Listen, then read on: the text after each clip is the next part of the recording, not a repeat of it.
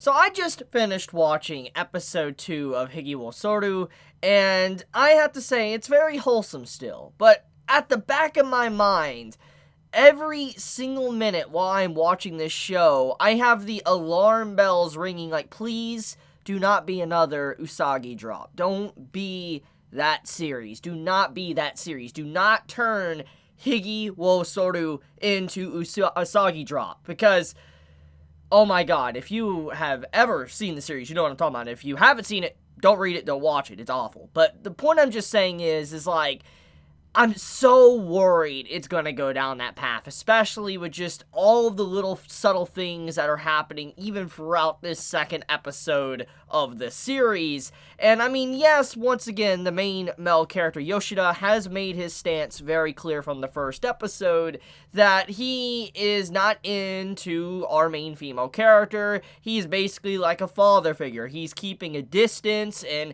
he's just trying to help her have a better life at the moment, but there is nothing romantic going on. And I do like his stance. I've talked about this in my, first episode, first impressions. Like, I love his character. He's a quality human being. However, this episode brings up a major flag, or a question that many are probably wondering after watching it. And that was what the main character, Yoshida's friend, said to him. He's like, look, you obviously want to make her happy. You obviously want her to smile and have a good time.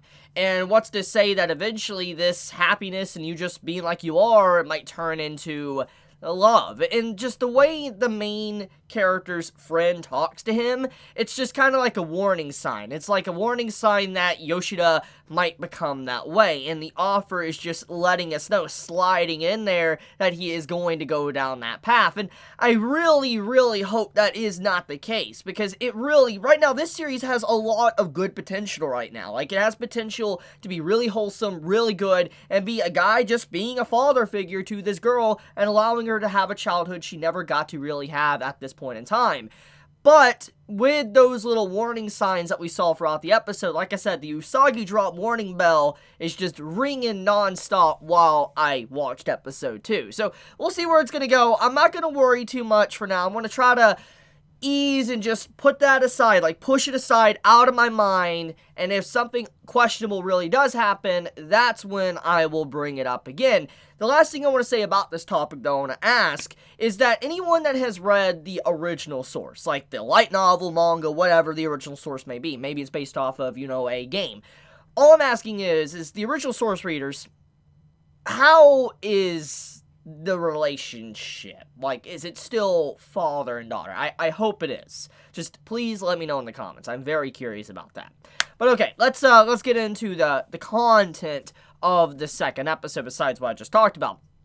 So basically, we get a very interesting, I guess, convo between Yoshida, our main male character, and Goto, technically his boss that rejected him at the beginning of the first episode. And it kind of started all of the events of the series of Hige wo Soru, because technically he got really drunk that night, and then he walked home, and then he met, our main female character, and we know the rest, basically. We know exactly, the relationship between the two characters. We get a little bit more information, though, with this episode, that basically she is his boss, and the way she kind of interacts with him, there is a very questionable mystery surrounding her. Like, is she really telling the truth when she said she had someone? Because, like, when we look at this episode and she invites him out to dinner, when we see why she invited him, she even straight up lets us know, the audience and even our main character Yoshida, why she invited him out. She's like, oh, I just want to know if you had a girlfriend. Like, I'm just curious, because I've been your boss for years now.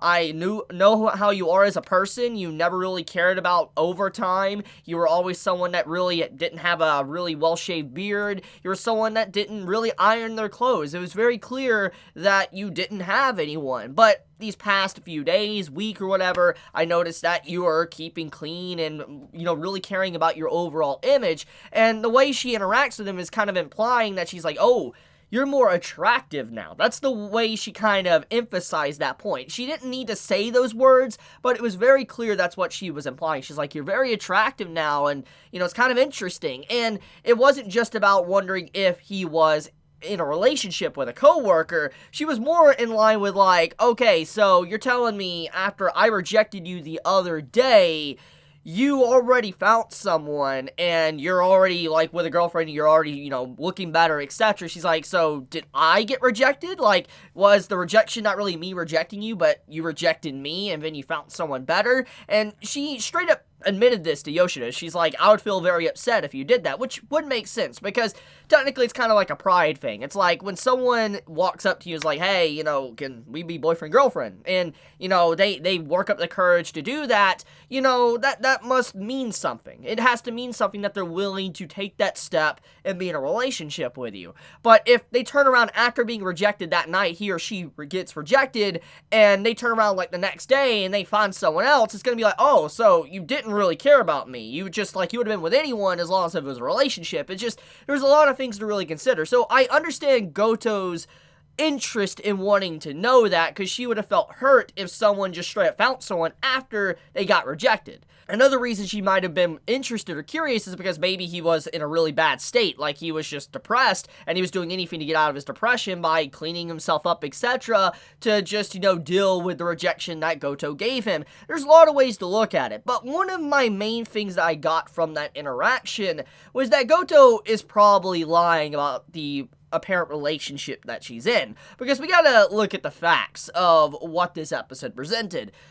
Number one, she went out to dinner with a coworker, and not just any coworker, a guy. And let's be honest, if she's with a relationship, I highly doubt her significant other is really fine with, her hanging out with this random dude that obviously she rejected the other day. So it's just like, yeah, it would definitely not sit right probably with someone in a relationship. And seeing her willing to do that, and then even curious about his life and who he's dating, it's like, you don't really need to know that. And I like what Yoshida said. He was very straightforward. He's like, it's going to be very crude, but it's the truth. He's like, honestly, you rejected me the other day. Why should you give a crap about what relationship I am in if I am in one after you rejected me? You shouldn't really care. And so I do appreciate his viewpoint as well. So seeing her react like that, it makes me believe she's not with a relationship or in a relationship with anyone, and she probably said that lie to Yoshida because at first she wasn't attracted to him, and second, she probably says that to form a wall between her coworkers, where she has that, businesswoman look, and she doesn't have any relationship going on in the workplace. Understandable to that extent. I understand that one. But now that she's going out of her way, and it's clear that she has some form of attraction or interest in him, I'm just like, yeah, that's kind of not right in my opinion. And it's kind of like the old saying, usually you don't want something until it's already taken and you no longer can have it. That's kind of what impression I'm getting from Goto as a character. Another good scene is the diving into our main female character's smile, and kind of how she's continuously putting on this fake smile, this fake laugh, etc., to be able to seem like everything is okay. And Yoshida, he called her out on it. He's like, look, I could tell you're faking your smiles, your laughs. It's not cool. It's not right. Just don't lie to me. If you're upset, you're upset. Don't act like everything's A-okay. And he was being very blunt, and it once again shows how broken our main female character is, and how she's mature in some areas and not mature in others, because we see her continuously flip-flop throughout the episode with her overall demeanor, where one moment you think she's acting like an adult, next moment you think she's acting like a kid, and it's just like, you can see these things going back and forth with her overall display of emotions and how she acts towards Yoshida. You can see that she has matured to a very high extent in some areas, but she's still very stunted in others and doesn't know how to properly interact. And even seeing when she's like, oh, you're my first friend and all that, and she was holding the phone, it was a very sad moment, because she's happy about it, obviously, but at her age to say, like, oh, you're my only friend, that's very sad. That's a really sad thing to just think about, especially just a girl her age. It's just like, really? So, yeah, I think Hige wo Soru episode 2 is good. It's a good episode, besides my obvious alarm bells going off, but I enjoy this series. I think it's very wholesome. This is a good episode.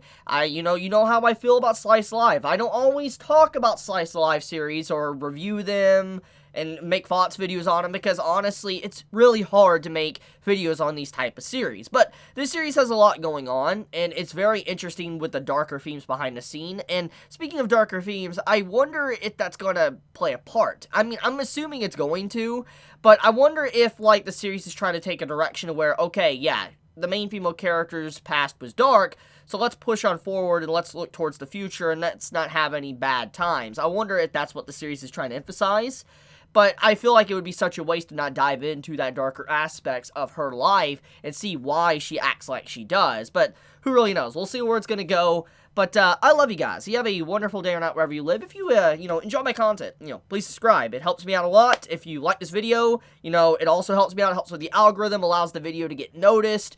I appreciate it greatly. But with that, guys, be safe, stay healthy. Chibi out.